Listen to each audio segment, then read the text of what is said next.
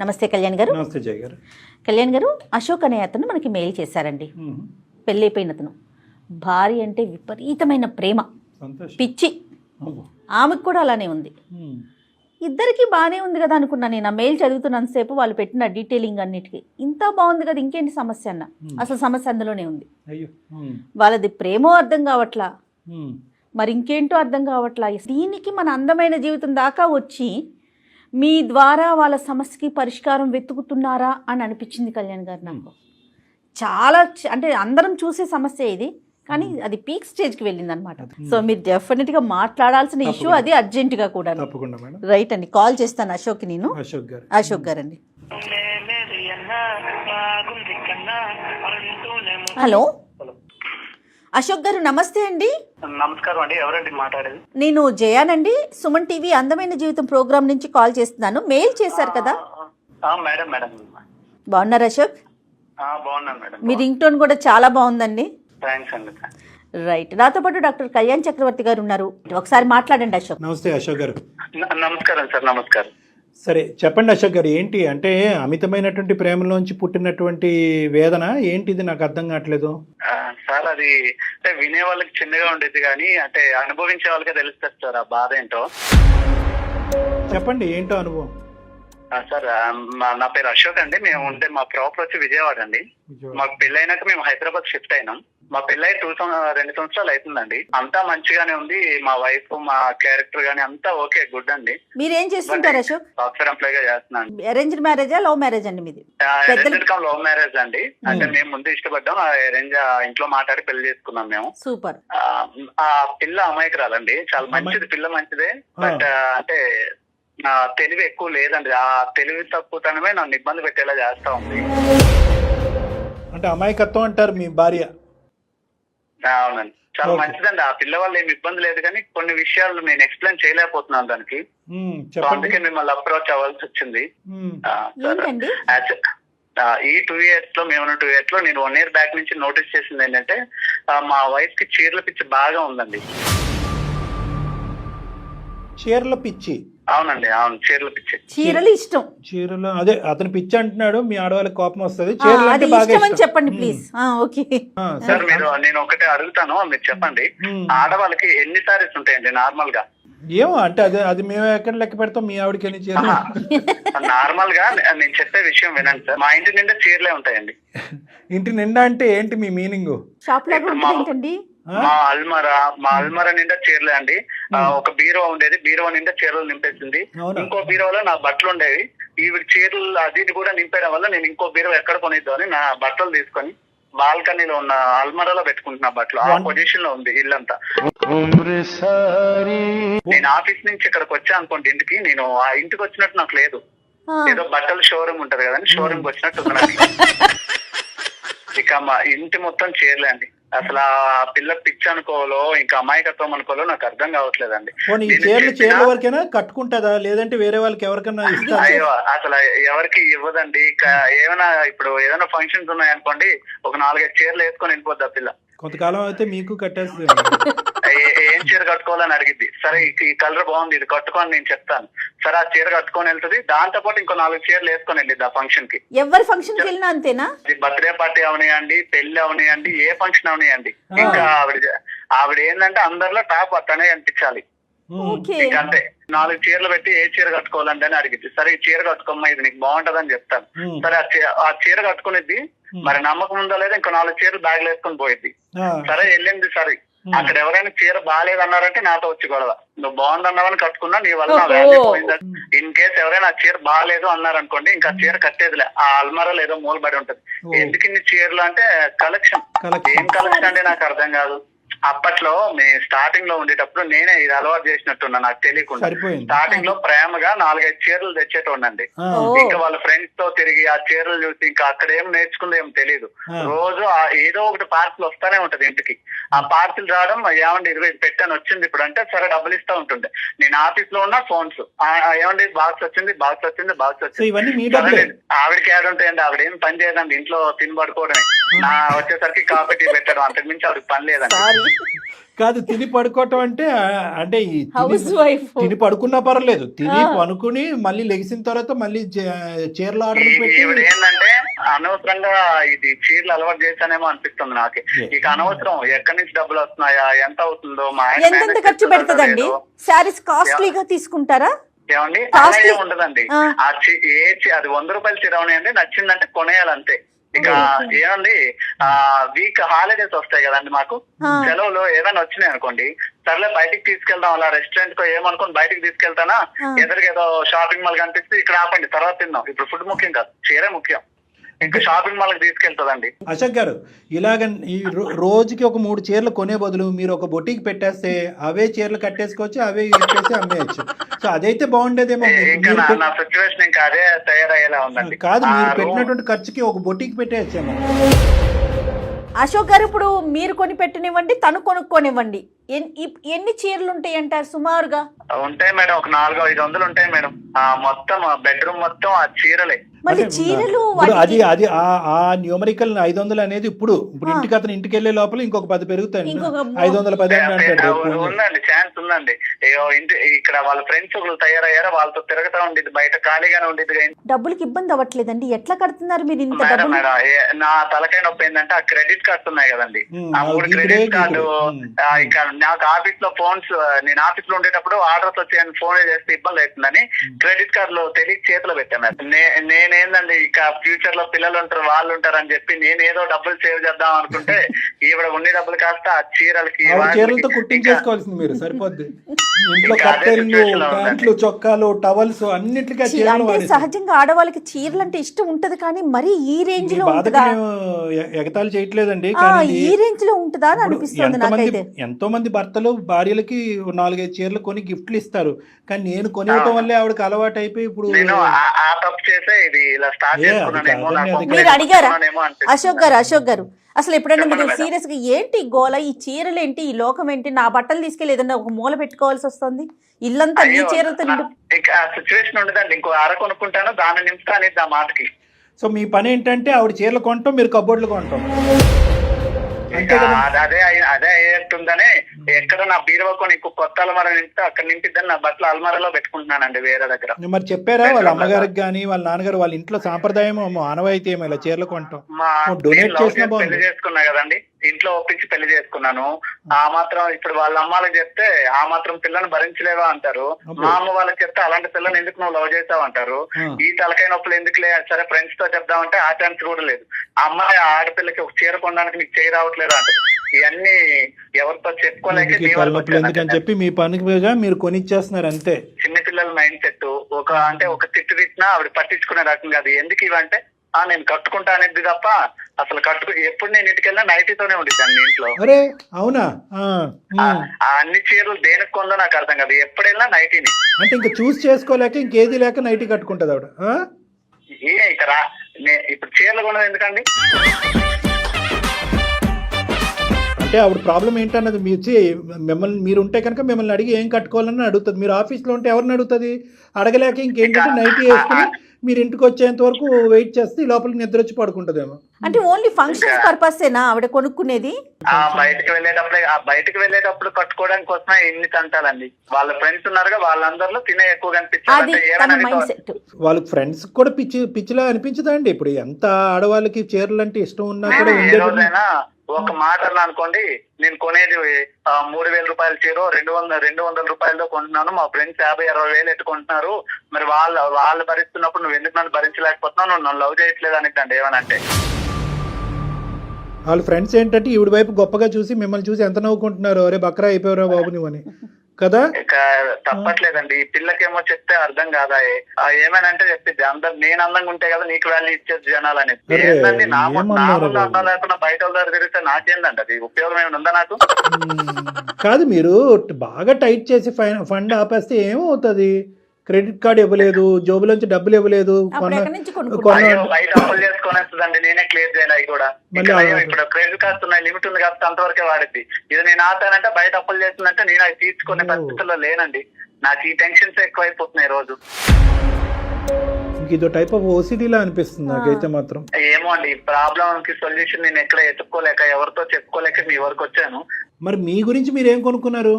అయ్యో, నా గురించి నేను కొనుక్కునేది ఏముందండి, బన్నెల్లో డ్రాయర్లు కొనాలంటేనే 60 సార్లు ఆలోచిస్తే ఎక్కడ డబ్బులు అయితే అని చెప్పి. అయ్యా ఇక ఈవిడ ఉంది కదండి, అక్కడికి ఇక్కడికి తీసుకెళ్ళిద్ది. బ్లౌజెస్ ఏవో అంటారు కదా, మీరు రండి సెలెక్ట్ చేద్దరు అంటది. మగాళ్ళు మనకేం తెలుసు అండి సెలక్షన్ మ్యాచింగ్ మాస్టర్ మీరేనా? వాటికి మ్యాచింగ్ చేయాలి. 15-20 వేలు అండి ఆ బ్లౌజెస్ కి పైన డిజైన్స్ వేయిస్తారంట, నాకు అర్థం కాదు. ఓహో, ఆ ఖర్చు ఒకటి ఉంటుందా? మగ్గం వర్క్ చేయించుకుంటున్నారు. ఎంత సార్ మీ శాలరీ గురుగారు? నాకు వచ్చేది ఒక 50,000 వస్తుందండి. 50,000లోనే ఈ బట్టలు కొనాలా, ఇంట్లో ఆస్తులు అమ్ముకోవాలా, నాకు అర్థం కావట్లేదండి. ఇంకేంటి, అయిపోయింది అంతా. సరే, ఇప్పుడు మరి ఈ పెళ్లికి వెళ్తాది 4-5 చీరలు మోసుకుని అయ్యో 4-5 చీరలు పట్టుకెళ్ళేది కదండి. ఇప్పుడు ఎవరైనా నచ్చలేదు, లేదంటే ఎవరు నచ్చలేదని చెప్పక్కర్లా, ఎవరైనా చీర గురించి మాట్లాడలేకపోతే వెళ్ళి వేరే చీర మార్చేస్తుంది, అది నచ్చకపోతే వేరే చీర మార్చేస్తుంది. సో ఈవిడ గెస్ట్ కాదు, ఈవిడ పెళ్లి కూతురు అయిపోతుంది. ఇక చీరలు మార్చుడు పనిలోనే ఉండేది. ఎవరైనా ఓకే ఈ చీర బాగుందంటే అప్పుడు స్టాప్ చేస్తుందండి, లేదంటే ఇంకా మార్చుడే పని. సో ఈవిడ ఏంటంటే, వాస్తవానికి ఈవిడకున్న ప్రాబ్లం ఏంటంటే ఒక విధమైనటువంటి ఇన్ఫీరియారిటీ కాంప్లెక్స్. ఆ ఇన్ఫీరియారిటీ కాంప్లెక్స్ లో ఏంటంటే ఏదో విధంగా అది సెల్ఫ్ ఎస్టీమ్ రైజ్ చేసుకుని నలుగురు నా వైపు చూడాలి అనే ఉద్దేశంతో చేసేటటువంటి ప్రయత్నం. అవునండి, అది పక్కన పెడితే తప్పుడు మనిషి అయితే కాదండి, చాలా మనిషి బంగారం అండి. ఆ డిస్కషన్ ఇక్కడ లేదులేండి. ఇంట్లో పనులు చూసుకోవటం కానీ మిమ్మల్ని చూసుకోవటం కానీ అవన్నీ అన్ని కరెక్ట్ గానే చేస్తారండి. ఇంకెక్కడ టైం ఉందండి బాబు? పనుల విషయంలో అది ఏం ఇబ్బంది లేదండి. చేసే పనులు ఏమున్నాయండి, ఇంట్లో వాషింగ్ మిషన్ ఉంది, ఇంకా ఏమైనా వండాలంటే కుక్కర్లు అన్ని ఉన్నాయి, ఇంకా ఆవిడ చేసే పనే ఉండదండి ఇంట్లో. షాపింగ్ చేయటం తప్ప అంటారా? పోనీ ఇంటి మిగతావన్నీ అంటే ఇల్లు నీట్ గా పెట్టుకోవటం, చీరలు ఇప్పుడు వచ్చిన చీరలు అవన్నీ నీట్ గా సర్దుకోవటం, అంతవరకు ఇవన్నీ ఓకే కదా? ఇక సర్దుకోవడానికి ఏముందండి, మొత్తం చీరలే, ఇల్లంతా చీరలే, మంచం మీద చీరలే, ఒక ప్యాంటు చెట్టు కనిపిస్తుంది అంతే. పాపం ఏమండి, ఎక్కడో ఒక ప్యాంటు చొక్కా, అది కూడా పొట్టయిపోయి ఉంటాయి మీవి. సరే, మరి ఇది విడ్డూరమైనటువంటి విచిత్రమైన సమస్య. అందు గురించి ఇందాక మేడం అన్నారు, సరే వీళ్ళు చాలా ఎక్కువ ప్రేమించేసుకుంటున్నారంటే ఏం చెప్పాలి నాకు అర్థం కావట్లేదు, కానీ వీళ్ళిద్దరి మధ్యన ఒక విచిత్రమైన సమస్య అని చెప్పారు. కానీ ఈ ఇంత విచిత్రమైనటువంటి సమస్య అంటే పగవాళ్ళకి మాకు ఎలా ఉంటదంటే ఇక్కడ కూర్చొని సరదాగా నవ్వుకుంటున్నాం. బయట చెప్పలేకపోతున్నాను. అట్లా ఏం కాదండి, అట్లా ఏం కాదు. నవ్వటం కాదు కానీ బేసికలీ ఏమనిపిస్తుంది అంటే ఎక్కడో మీరు లిమిట్ డ్రా చేయలేకపోయారేమో అని చెప్పి మిమ్మల్ని కూడా ఒక మాట అనవలసింది. అంటే యాక్చువల్లీ ఏంటంటే నాకు ఆ పిల్లంటే చాలా ఇష్టం అండి, తను ఏం అడిగినా నేను ఇవ్వకుండా ఉండలేదు. ఇష్టమే, కానీ మంచితనం చేతకంతనం అనుకుంటే ఎలాగా? అమ్మాయి ఈరోజు చీరల వరకు కొనుక్కుంటే సరే సార్ నేను ఒక 5 లక్షలు సంపాదిస్తాను, లేదంటే ఒక 10 లక్షలు సంపాదిస్తాను, ఎంతో అంటే కనుక సరే ఒక అనుకోవచ్చు. మీకు వచ్చేది బొట్టబొట్టి ఒక 50,000. 50,000లో ఆ అమ్మాయి చీరల మీద చీరలు, దానికి మ్యాచింగ్ బ్లౌజులు, దాని మీద ఎంబ్రాయిడరీలు, ఇవన్నీ. ఇక్కడ పప్పుకి ఉప్పుకి ఎక్కడ ఉన్నాయండి డబ్బులు మీ ఇంట్లో? అన్నీ అప్పు చేసి పప్పు కూడా కదా ఇప్పుడు పరిస్థితి. రేపొద్దున మీరు ఇది తలకు మించినటువంటి భారం అవుతే కనుక అప్పు తీర్చేది ఎవరు? మీరే కదా. అదే సార్, అదే ఆ టెన్షన్ కే నాకు రాత్రాలు నిద్ర పడడం మానేసింది సార్. కళ్ళు మూసుకుంటే అవే కనిపిస్తున్నాయి, రంగుల రంగుల చీరలు. చేయించేసి ఒక్కసారి సార్ ఏవో ఫంక్షన్ కి వెళ్తే ఒకసారి కట్టిద్దంటే ఇంకా మరి అది ముట్టదు, ఆ మూలేడో పడేసిద్ది. అదే కదా, అందుకని విచిత్రం. ఇప్పుడు యూజ్ చేసుకునే ఆడవాళ్ళు చాలా మందికి చీరలు అంటే విపరీతమైనటువంటి ఇష్టం ఉంటుంది. అందుగురించి స్టార్టింగ్ లోనే అన్నాను పిచ్చి పదం.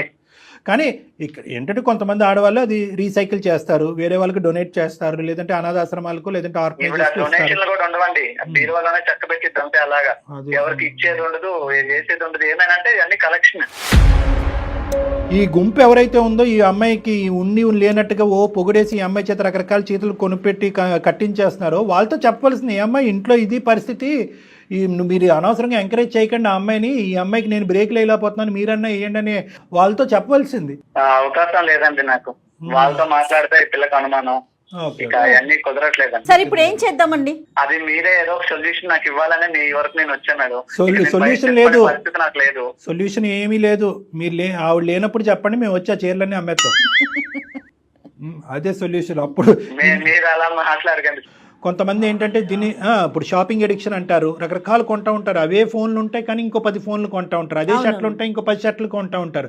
అలాగా ఒక ఎడిక్షన్ అనమాట. అంటే ఈ రోజు మీ పరిధి కాపాడుతుంది కాబట్టి ఇలా ఆవిడ కొనుక్కుంటూ వెళ్ళిపోతుంది. ఇది ఆదిలోనే తుంచేసేటటువంటి ఇది అనమాట. ఏదంటారు చూడండి, మొక్కై వంగంది మానే వంగుతుందా అని. మీరు ముందు ఛాన్స్ ఇచ్చారు, అది కాస్త తనకి అదే అలవాటుగా మారిపోయింది. సర్లేండి, ఇప్పుడు మిమ్మల్ని ఇప్పుడు మీరు కొద్ది కఠినత్వం అనేది చూపెట్టాలి. ఆ అమ్మాయి అమాయకురాలని మీరే అన్నారు, ఆ అమ్మాయి గీతలు గీసుకోలేకపోతుంది, మీరు గీయాలి కదా. ఎక్కడో చోట్ల లిమిటేషన్స్ అనేవి మీరు డ్రా చేసి ఇంతే ఈ మంత్ యొక్క బడ్జెట్ కొనుక్కోవద్దు అని అనట్లేదు, కానీ ఇంత బడ్జెట్ ఈ బడ్జెట్ లోపలే కొనుక్కో, లేదంటే కనుక వాళ్ళ ఇంటికి పంపించి వాళ్ళ అమ్మ నాన్న చేత కొనిపించమనండి. అది వేరే విషయం, ఎవరి బాధ వాళ్ళకి తెలియాలి. ఎందుకంటే అమ్మాయిని బాగా చూసుకోలేదు, అమ్మాయిని బాగా చూసుకోలేదు అని రమ్మని చెప్పండి. 550 చీరలు చూపెట్టారు. వాళ్ళని ఒప్పించి నేను మంచిగా చూసుకుంటాను, పెళ్లి చేసుకున్నా కదండి, నేను ఆ పని చేయలేనండి.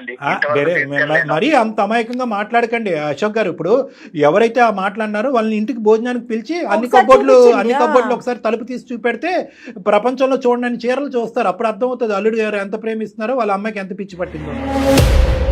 ఒక్కతేనండి వాళ్ళ ఇంట్లో ఆడపిల్ల, తన ఒక్కతేనా? ఒక్కటేనండి, అల్లారముద్దుగా పెంచారండి. Okay okay. కాదు కళ్యాణ్ గారు, ఒకసారి మరి మాట్లాడదాం. అసలు అమ్మాయి మనస్తత్వం ఏంటో మీకు అర్థమవుతుంది కదా. సరే, మీ భార్య గారికి ఒకసారి లైన్ కలపండి. ఏం పేరు ఆవిడది? సాహితీ సార్, సాహితీ. సాహితీ గారికి ఒకసారి లైన్ కలపండి. మీరు కలపగలరా? సార్ ఇప్పుడు కూడా నేను షాపింగ్ లోనే ఉన్నాను సార్. అల్లుడు బర్త్డే ఉంది, మ్యాచింగ్ బ్లౌజ్ కోసం తీసుకొచ్చింది సార్. ఆఫీస్ లీవ్ పెట్టి మరీ వచ్చాను. అందరికన్నా ఇంకా మంచిగా కనిపించాలిగా, ఇంకా ఫోన్ మీద ఫోన్ చేస్తే ఆఫీస్ మధ్యలో బ్రేక్ పెట్టి వచ్చాను సార్. ఒక 2 నిమిషాలు సార్, నేను బయట ఉన్నా. మీరు అసలు ఎంత మంచి భర్త అండి, కొంచెం మీరు ఎంత మంచి భర్త అండి. ఏం భర్త అండి, ఇగో ఇప్పుడు సార్ కాల్ చేసిండ్రు, నాకు కొంచెం మైండ్ ప్రశాంతంగా ఉంది సార్. ఆ లోపల ఉండలేక రావలేక ఇక బయట తిరగాల్సి వస్తుంది సార్. ఒక 2 నిమిషాలు సార్, నేను కాల్ కలుస్తా. కలపండి. The person you are speaking with has put your call on hold. కాదు, ఇప్పుడు కూడా షాపింగ్ లో ఉన్నారంట పాపం. హలో అశోక్, ఎక్కడికి వెళ్ళావు అశోక్?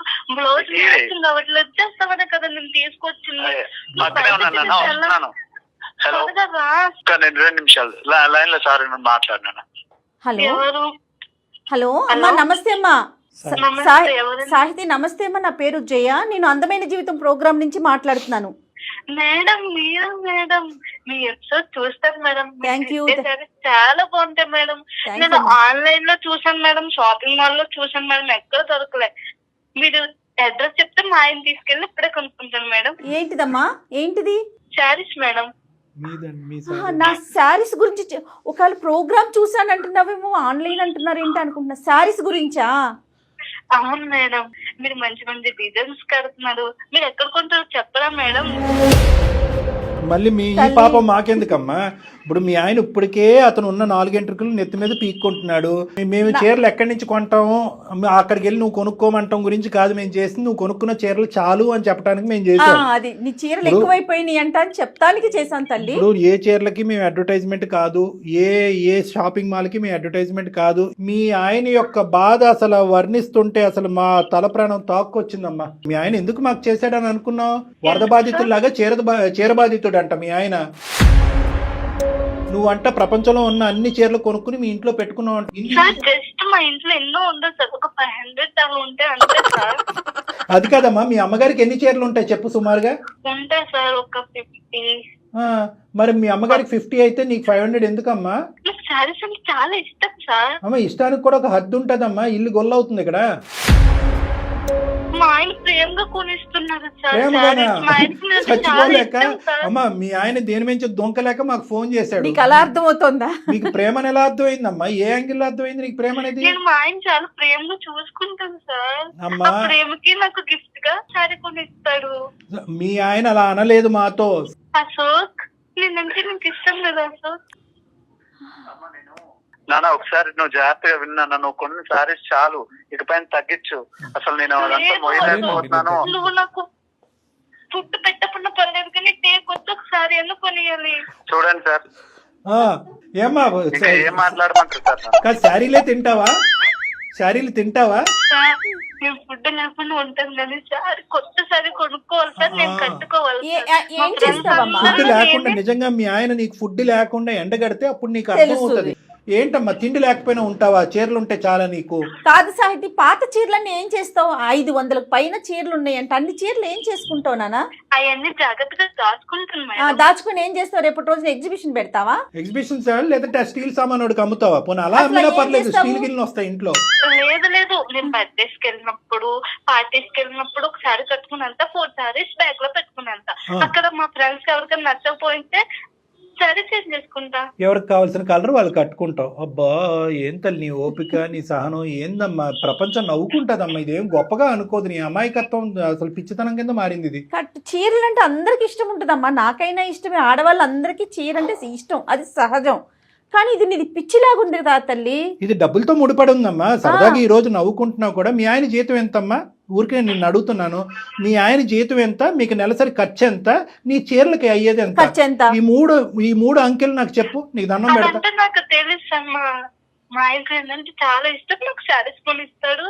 అలాగే కంటిన్యూ అవుతున్నా, ఇప్పుడు కూడా అలాగే కంటిన్యూ గా సాగిపోవాలి. ఈ లెక్క అమ్మాయికి అర్థం కాదు. ఆ అమ్మాయికి ఈ లెక్క అర్థం అయ్యేటట్టు ఈ అబ్బాయి చెప్పలేదు. చెప్తుండ్రాదు. ఇప్పుడు చూడండి, ఇప్పుడు అమ్మాయి అంటుంది మా ఆయనకి నేనంటే చాలా ప్రేమ కాబట్టి నువ్వు కొనిస్తున్నాడు, మా ఆయనకి లేనటువంటి బాధ మీకేంటండి అని అడుగుతుంది ఆ అమ్మాయి. ఇప్పుడు వింటున్నావా అశోక్? సమస్యగా ఉందండి ఇది. అశోక్, నువ్వేంటంటే చెడ్డ అవ్వకూడదు, నువ్వు చెడ్డ అవ్వకుండా ఇదేంటంటే నిదానంగా ఇది తెగొట్టుకునేటటువంటి పనిలో పడ్డావు కాబట్టి నేను మనం వాడు. సార్ ఒక పక్క నుంచి చెప్తానే ఉన్నా, అమ్మ ఖర్చు ఎక్కువైతుంది తగ్గించు. ఇప్పుడు ఓకే, రేపటి రోజు పిల్లలు ఉంటారు, ఈ ఖర్చు ఎలానే ఉంటే ఎక్కడ అప్పులు మా తీసుకోవాలో పిల్లలు పిల్లల్ని కూడా పెంచాలా టాప్ లెవెల్లో చూపియాలి. ఏం సార్ ఏమనంటే ఈ మాటలు మాట్లాడింది సార్. అమ్మా నువ్వు నీ వయసు ఎంతమ్మా? నీ వయసు ఎంత? 25 years సార్. 25 years. ఏం చదువుకున్నావు తల్లి నువ్వు? నేను ఇంటర్ సెకండ్ ఇయర్ దాకా చదువుకున్నాను. ఆ తర్వాత నేను ప్రేమించుకున్నాం, ఇంట్లో మాట్లాడి పెళ్లి చేసుకున్నాం. ఏం చూసి ప్రేమించాడు? నువ్వు కట్టుకున్న చీర చూసి ప్రేమించాడా ఇతను? ఇప్పుడైతే మాత్రం నువ్వు చేసేటటువంటి ఈ ప్రయాణం, ఈ ఖర్చు అతనికి అస్సలంటే అసలు నచ్చట్లేదు. అతనికి వచ్చేవి 50,000 అప్పు చేసి పప్పు కూడా అన్నట్టు, అప్పు చేసి పప్పు కూడా తినొచ్చు. అతను అప్పు చేసి చీరలు కొంటున్నాడు, బ్లౌజులు కుట్టిస్తున్నాడు. అదంతా నాకు తెలుసు సార్. తను నన్ను ఇష్టపడి పెళ్లి చేసుకున్నాడు. మా అమ్మ నాన్న తనని నమ్మి నన్ను పంపించాడు. అదంతా నన్ను ఓకే. చాలా అసలు ప్రేమగా చూసుకోవాలి. కాదు తల్లి, అసలు చీర కొనేటటువంటి కాన్సెప్ట్ ఎందుకు? అందంగా కనిపించాలా ఏంటి అసలు? ఎందుకు సార్ అన్ని చీరలు ఉన్నాయి కదా సార్, ఆవిడ కట్టుకునేది నైట్ సార్ ఇంట్లో. ఫ్రెండ్స్ అందరి ముందు అందంగా కనిపించాలి, మొగుడికి నైటీతో కనిపించాలా? నా దగ్గర నువ్వు అందంగా రెడీ అవ్వకుండా వేరే వాళ్ళ అందంగా రెడీ నాకేంది సార్ అది? అయ్యో, నవ్వాలో ఎడవాలో తెలియట్లేదు మీ సమస్య. చాలా అమాయకంగా మాట్లాడుతుంది అమ్మాయి మాట కూడా. అమాయకత్వం ఏంది మేడం? అమాయకత్వం సార్ ఇప్పుడు నేను కొనకపోతే ఒక బాధ సార్. ఆ పిల్ల అన్నం తిందు, ఏం ఉండదు, అసలు ఆ రోజంతా మూడ్ ఆఫ్ గానే ఉండేది. ఆ మూడ్ ఆఫ్ ఒక 5 రోజులు బాధ నేను చూడలేను సార్. అదే చెప్తున్నాను. ఆ మూడ్ ఆఫ్ 5 రోజులు ఉండొచ్చు, 10 రోజులు ఉండొచ్చు. నీ జీవితంతో నాశనం అయిపోతుంది కదా. ఎంతకాలం మూడ్ ఆఫ్ లో ఉంటది? ఏదో చెప్పు. చాలా తక్కువ సార్. మా ఫ్రెండ్స్ అయితే 50,000 పెట్టి సారీస్ కొంటారు. కాదమ్మా, మీ ఫ్రెండ్స్ అందరు నీకు నిజాలు చెప్తున్నారనేటటువంటి నమ్మకం ఏంటమ్మా? నీ పిచ్చి ఆలోచనతో, పిచ్చి నమ్మకాలతో మొత్తం ఇల్లంతా గొల్ల చేస్తున్నావు నువ్వు. నీ పరిస్థితి అర్థం కావట్లేదు. ఈ రోజు సందడిగా సరదాగా 2 మాటలు వేసుకుని నలుగురికి నవ్వే విధంగా మనం మాట్లాడినా కూడా ఇది చాలా భయంకరమైనటువంటి సమస్య. ఓసిడి అని విన్నావా? ఓసిడి అంటారు. అంటే అదే పనిగా చేతులు కడుక్కోవటం, కాళ్ళు కడుక్కోవటం, ఏదో ఒకటి విపరీతంగా పని చేయటం. ఇక్కడ నువ్వు విపరీతంగా ఆలోచన లేకుండా చేసేటటువంటి పని ఏంటంటే కనుక కొంటమే. దానివల్ల వచ్చే పరిణామాలు ఏంటి? మీ ఆయన ఏం బాధపడుతున్నాడు, ఎంత ఇంట్లో డబ్బులు ఖర్చు అవుతుంది, ఎంత అప్పు అవుతుంది. ఇక్కడ చెప్పడానికి మీ అమ్మ నాన్న లేరు, ఇటువైపు అత్తమామ లేరు. ఇతనేమొచ్చి గొంతిప్పి మాట్లాడలేకపోతున్నాడు. ఎందుకంటే నువ్వు ఏడుస్తావు, బాధపడతావు, నువ్వు అంటే విపరీతమైన ప్రేమ కాబట్టి. ఇది కాస్త నీకు దురలవాటు, వ్యసనం కింద మారిపోయింది. ఇది ఒక జబ్బమ్మా. కాదమ్మా, నువ్వేమైనా చిన్నపిల్లవా? 25 ఏళ్ళు వచ్చి నీ పెళ్ళై 2 సంవత్సరాలు అవుతుంది. మీకు ఎంత డబ్బు వస్తుంది, మీరు ఎంత ఖర్చు పెట్టుకోవాలి, రేపు రోజు ఏంటి, రేపొద్దు ఇప్పుడు మీ ఇద్దరే, రేపొద్దున పిల్లలు కలిగితే అతను ఎక్కడి నుంచి తీసుకొస్తాడు అసలు? ప్రేమగా చూసుకుంటాననే కదా. అమ్మ ప్రేమగా ఒకటి తల్లి, అమ్మ ప్రేమగా చూసుకోవటం అనేటటువంటిది ఇది కొలమానం కాదమ్మా. దయచేసి అర్థం చేసుకో. నీ వయసు పెరిగింది కానీ నీ బుద్ధి పెరగలేదు. ప్రేమకి చీరలు కొనటం అనేది కొలమానం కాదు. ఈ ఈక్వేషన్ నీకు ఎవరు నేర్పించారో, ఎక్కడి నుంచి వచ్చిందో నాకు తెలియదు. అతను ప్రేమగా చూసి నీకు కొనిస్తున్నాడు, అతను నువ్వేం ఉద్ధరిస్తున్నావు? ఎప్పుడొచ్చినా నీ నైటీయే కదా అతను కనిపించేది. ఏమ్మా నువ్వు మాత్రం లెక్క అర్థం చేసుకోకపోతే ఎలాగా? నువ్వు ఎవరి గురించి రెడీ అవుతున్నావు? ఒక స్పెషల్ అటెన్షన్ గురించి రెడీ అవుతున్నావు. నలుగురు నా వైపు చూడాలి, నన్ను పొగడాలి అని చెప్పి. చదువు ఇంటర్మీడియట్లో ఆపేసో ఒక ఆన్లైన్ కోర్స్ ఏదో నేర్చుకుని ఒక మంచి ఉద్యోగం సంపాదించుకుని 4 పైసలు సంపాదించుకుని తద్వారా నలుగురు అట్రాక్షన్ పొందొచ్చుగా. ఈ చీరలు కట్టి హడావుడేంటి? నలుగురిని అట్రాక్ట్ చేయటం ఏంటి? మనం ఇదేమన్నా మోడలింగ్ కాంటెస్టా? మా ఆయన నన్ను పెళ్లి చేసుకుంటున్నాడు, మా ఆయన చూసుకోవాలి. అతను చూసుకోలేను అంటున్నాడు కాబట్టి మాకు ఫోన్ చేశాడు. మీ ఆయన ఇంక చూసుకోలేడు, ఇంకెక్కువ కాలం అతను ఈ బాధ భరించలేడు. అతను బ్రతకాల చావాలని అనుకుంటాడు. నువ్వు నేనంటే ఇష్టం లేదా? ఇష్టం లేదు, చీరలు కొట్టే సార్ అలా అనకండి సార్. అవంటే ఇష్టం నాన్న, నేను చెప్పేది అది కాదు. కొంచెం విన్నానా? నాన్న, ఆ నాన్నకు నువ్వే చెప్పుకో, మాకెందుకు ఫోన్ చేసావు నాన్న? సార్ కొంచెం మీరు ఏదో ఒక సొల్యూషన్ ఇవ్వండి ఏం సార్. చెప్పాలి? చాలా ఏమయ్యా, బాధ పెట్టారు నువ్వు సార్. గర్జించవు, నువ్వు అరవవు, నువ్వు డబ్బులు కట్టబెట్టవు, అత్త మామలకి కంప్లైంట్ చేయవు, ఆ అమ్మాయికి బుద్ధి చెప్పాలి అనే ఆలోచనతో మేము ముందుకు వస్తుంటే సార్ అలా అనకండి సార్ అంటావు. ఎవరు ఇది ఎరగొట్టేది తెగొట్టేది? కళ్యాణ్ గారు ఇలాంటి కేసెస్ ఇంతవరకు మనం నేను అందమైన చూ- జీవితంలో చూడలేదు నేను కదా. చూడలేదు. ఏం నవ్వుతూ కౌన్సిలింగ్ చేయటం నా జీవితంలో ఫస్ట్ టైం. ఎప్పుడు కోపంగానో చిరాగ్గానో ఏదో విధంగా ఒక ఎమోషన్తో కౌన్సిలింగ్ చేస్తాను. నవ్వుతూ కౌన్సిలింగ్ చేయటం ఫస్ట్ టైం. ఒక్కటే, నువ్వైనా నేను మాట్లాడే పద్ధతిలో నువ్వన్నా మాట్లాడు, అది. లేదంటే నన్నన్నా మాట్లాడించు. లేదా మీరే తేల్చుకోండి. సార్, ఎలాగ మీరే ఇది? మాట్లాడండి సార్, మీరే మాట్లాడండి. మరి నా ఒకటి, వల్ల కాదు సార్. సాహితీ సాహితీ సాహితీ ఇప్పటికైనా అర్థమైందా? మీ ఆయన ఎంత బాధపడుతుంటే, ఎంత వేదనకు గురవుతుంటే మా వరకు ఫోన్ చేస్తాడు? దయచేసి ఇప్పటికైనా ఆలోచించమ్మా. మీ ఆయన సార్ నిన్ను నేను బాధ పెట్టాను సార్, ప్రేమగా చూసుకుంటా. ఆ ప్రేమకి గిఫ్ట్ గా నాకు ఒక రోజుకో శారీ అడుగుతా అమ్మో. అంతే. నేను ఇంకా ఎక్కువ అంటే అడగను సార్. 30 రోజులకి 30 చీరలు కొనుక్కుంటారా ఎవరైనా? అమ్మ సాహితీ, ఇంకా చాలమ్మా. నీ చీరల పిచ్చి ఏ స్థాయిలో ఉందన్నది మాకు బాగా అర్థమైంది. ఒక్క 2 నిమిషాలు నేను చెప్పేది విను. ఇది ఇంకా జోక్స్ కాదు, అస్సలు. ఇదేమి కామెడీ షో కాదు. ఇది ఒక సీరియస్ అంశం కింద మనం మాట్లాడుకుంటున్నాం. అతను చెప్పుకోలేక, అతను బాధ చెప్పుకోలేక చాలా బాధపడుతున్నాడు అతను.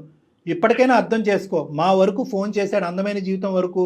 మేము ఈ కేసు సెలెక్ట్ చేసుకున్నాం అంటే దాంట్లోనే ఈ ఇష్యూ యొక్క సీరియస్నెస్ నువ్వు అర్థం చేసుకోవాలి. నీకేంటంటే నీ ప్రాబ్లం నేను చెప్తాను, నీకు ఉండేటటువంటి కొద్దిపాటి నాలెడ్జ్తో అర్థం చేసుకో. నీ సెల్ఫ్ ఎస్టీమ్ తక్కువ, నీ మీద నీకుండే నమ్మకం, కాన్ఫిడెన్స్ తక్కువ.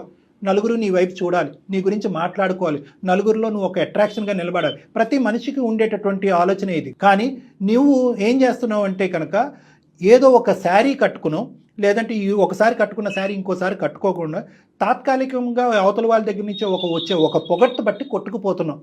ఈరోజు నీ ఎదురుగుంటా పొగిడే వాళ్ళు నీ వెనకాతలు ఏమనుకుంటున్నారో అనేది అర్థం చేసుకో.